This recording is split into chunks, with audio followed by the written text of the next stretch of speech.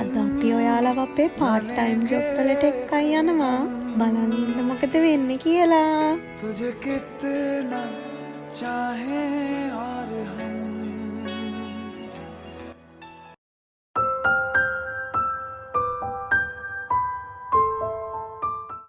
ඔන්න ඉතින් අපේ සිකුරාදා රෑ පටන් ගත්තේ මෙහෙම. සිකුරාදා රෑ මම වැඩට යනවා රෑ 10 ඉඳලා සෙනසුරාදා උදේ 6 වෙනකන්. දැන් ඉතින් මං ඔය යන්න තමයි ලෑස්ති වෙන්නේ. ඔය පේනවනේ පස්සෙන් එන එක්කෙනා. මෙහෙම යද්දි නම් ඉතින් ගොඩක් පාළුයි. ඒත් ඉතින් කරන්න දෙයක් නෑ. සිකුරාදායින් පටන් ගන්න අපේ දවස් ටික ඔන්න ඔය විදිහට තමයි ගෙවෙන්නේ ඉස්සරහට.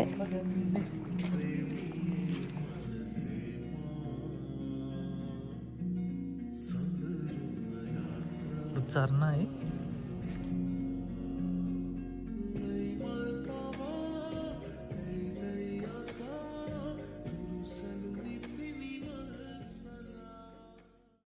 හෙලෝ කොහොමද දැන් මම මේ වැඩ කරන තැනට ඇවිත් ඉන්නේ.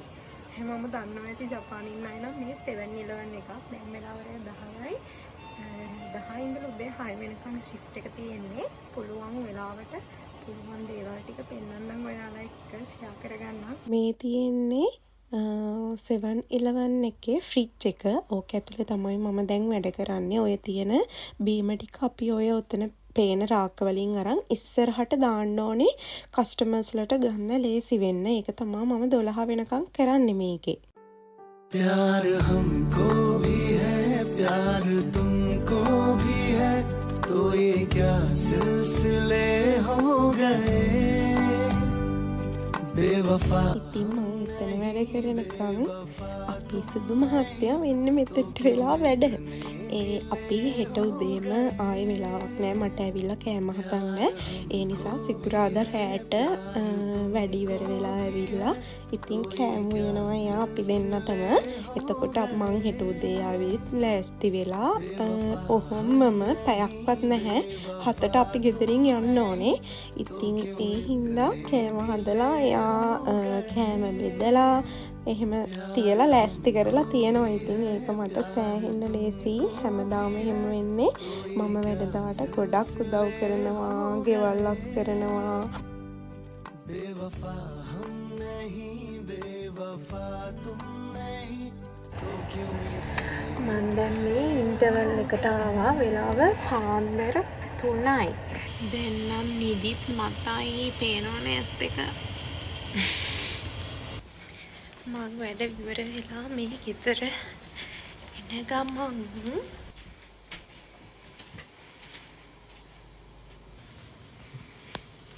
Good morning.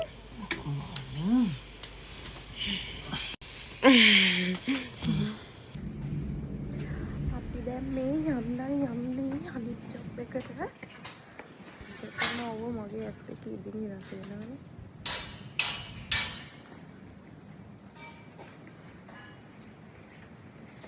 ඉක්මනට යන්න ඕනේ. චුට්ටක් වෙලා ගිහලා තියෙන්නේ. එහෙනම් අපි ගිහිල්ලා පුළුවන් වුණොත් වීඩියෝ කෑල්ලක් දාන්නම් එතන වෙන වැඩ කොහොමද වෙන්නේ කියලා පුළුවන් වුණොත් අනිවාර්යෙන්ම අපි දාන්නම්. ඒක චුට්ටක් යමතෝ එකකට සමානයි. සුක්කේක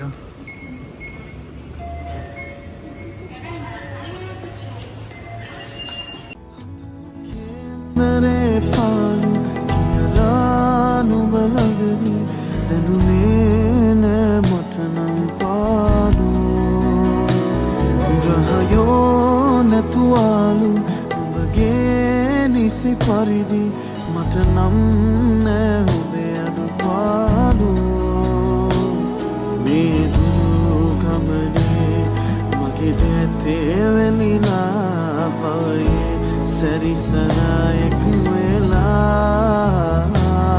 पेमदिवी सटने නොයමී පෙරදිලා. මේ තියෙන්නේ අපි වැඩ කරන තැන. එතන කොටස් 10කට බෙදලා තමයි වැඩ කරන්නේ. උදේ 9 ඉඳන් 12 වෙනකන් තියෙන්නේ එළවලු පැක් කරන්න.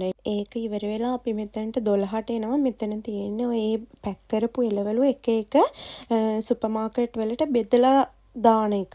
ඉතින් එහෙම බෙදලා දාලා ওই විදිහට පෙට්ටි ටික එකින් එක හුරලා තියන්න ඕනේ අපි. ඒක තමයි මෙතන වෙන්නේ. ඉතින් ඔන්න දැන් තමයි ඉවරුනේ වෙලාව 4යි දැන් ගෙදර යන්න 5:00 වෙනවා. ඉතින් 6ට අපි 6ට මම ආයෙ 6ට යනවා. මෙයා එතනටම 7ට එනවා. ඉතින් අපේ සෙනසුරාදා දවස සිකුරාදා උදේ පටන් ගත්ත පින්ම ඉරිදා ආයෙ සවුදා රෑ වෙනකම්ම නිවාඩුවක් නැහැ. සෙනසුරාදා ඉතින් ටිකටම වැඩ වුණාට දෙන්නම එකම තැන වැඩ කරන හින්දා ඒක ලොකුවට අවුලක් දවසෙම අපි එකම තැන වැඩ කරන්නේ. දැන් ඊළඟට යන එකෙත් අපි එකම තැන. හැබැයි මේ වෙලාවල් දෙක මම යනවා. කලින් පැයකට කලින් යනවා. මම ඊට පස්සේ 7ට යනවා. අපි පාක් එකකින් බයිසිකල් දාන්නේ හොරා වගේ සුපර් මාකට් එකේ දාලා යනවා. නැත්තම් ඉතින් එතනට පැය ගාණ වැඩි වුණාම ගාණ වැඩි වෙනවනේ. අපි උදේ ගිය පාර අප වෙන්නේ හවස් වෙලා නිසා හොරු දෙන්නා වගේ දාලා යනවා සුපර් මාකට් එකේ. ඔන්න ඔහොම තමයි ඉතින් අපි ගක්කුහි ගෙවන්නේ. ගක්කුහි වීඩියෝ දෙන්න මගේ වැඩ කමන්නේ නැහැ. චුට්ට කාලයයි නෙති. යොහොම බිස්කට් එකක් කරා යනවා. කිරි එකක් හරි මේ තේ බඩගින්නක් වගේ තේ එකක් හදාගෙන මේ බිස්කට් එකක් කාලා මම ඩුංගාල වැඩට යනවා. ඔයාලට මොනවද ඕනේ බලන්න.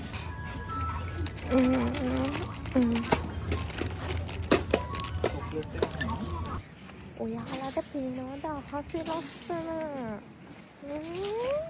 මේ ජපානයේ මායාකාරී අහස දකින්න ආසාවෙන් ඉන්න ඔයාලා හැමෝටම ඉක්මනින්ම මේ හීනේ හැබෑ වෙන්න ඕනේ. ඔයාලා දන්නවද මේ මායාකාරී අහසට පුළුවන් දවසෙම මහන්සි එක තප්පරෙන් නැති කරලා දාන්න.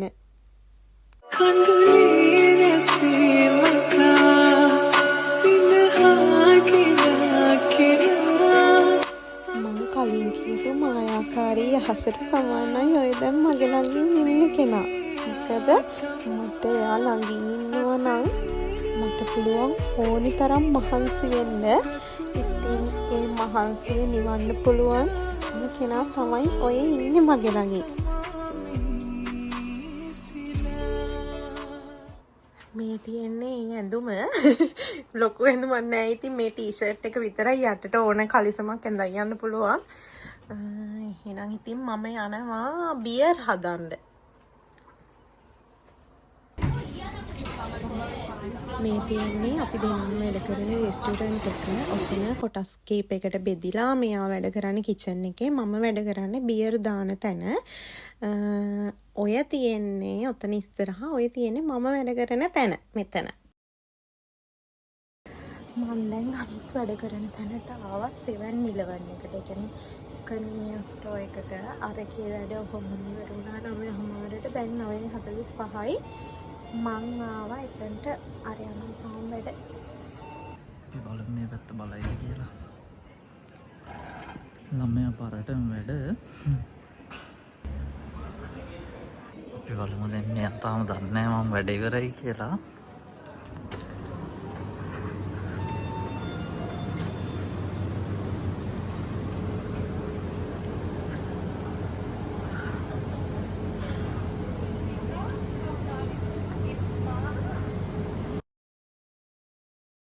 බලන්නකො ඉතින් එයාගේ වැඩ ඉවර වෙලා රෙස්ටෝරන්ට් එකේ මං හිතන්නේ පාන්දර ඔය වෙලේ 1 ගාණක්.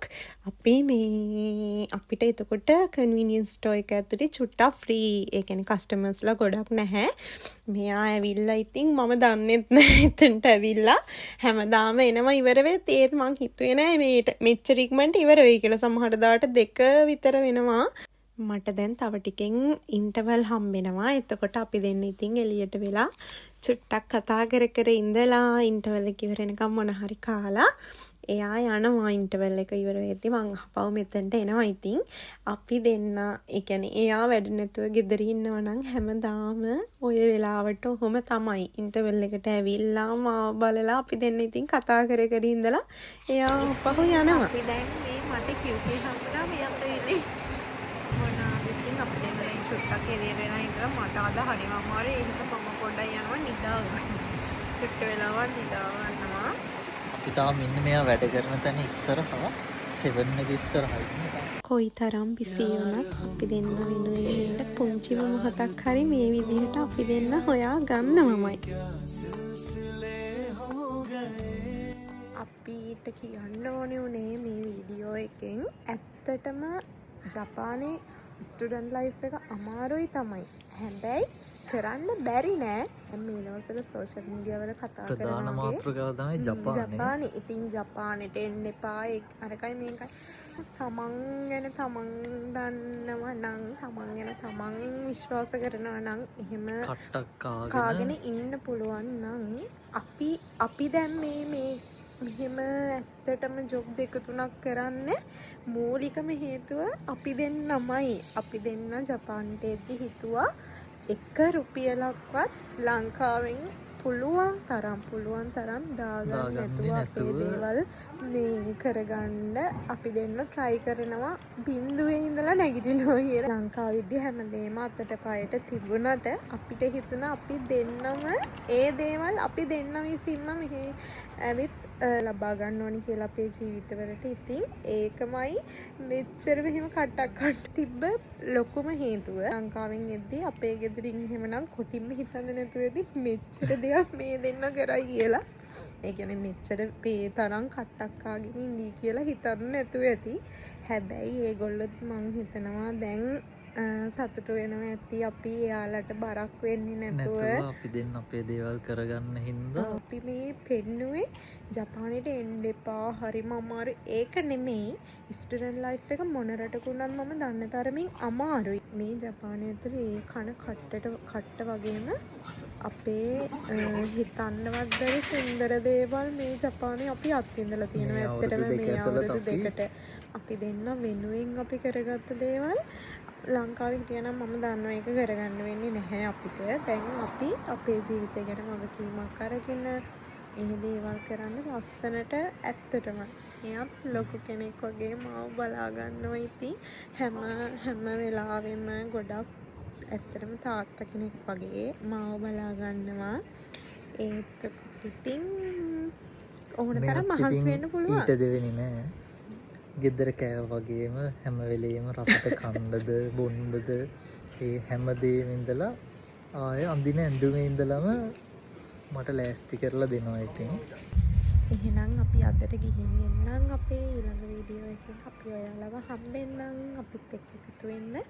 අපිව subscribe කරන්න අමතක නොකර කරන්න, comment කරන්න. ජපානයේ දේවල් දැනගන්න, අපේ ජීවිත ගැන දැනගන්න, අපිත් එක්ක එකතු වෙන්න කැමැත්තෙන් ආසාවෙන් ඉන්න කවුරු හරි ඉන්නවා නම් අපි ආදරෙන් ආරාධනා කරනවා එයාලට අපේ YouTube channel එකට එකතු වෙන්න කියලා. ඉතින් අපි එහෙනම් ඊළඟ වීඩියෝ එකෙන් හම්බෙමු. ජපානයට එන්න ආසාවෙන් බලන් ඉන්න හැමෝටම ඒ සිහිනේ ඒ විදිහටම ඉෂ්ට වෙන්න කියලා අපි හදවතින්ම ප්‍රාර්ථනා කරනවා. එහෙනම් අපි ඊළඟ වීඩියෝ එකෙන් හම්බෙමු.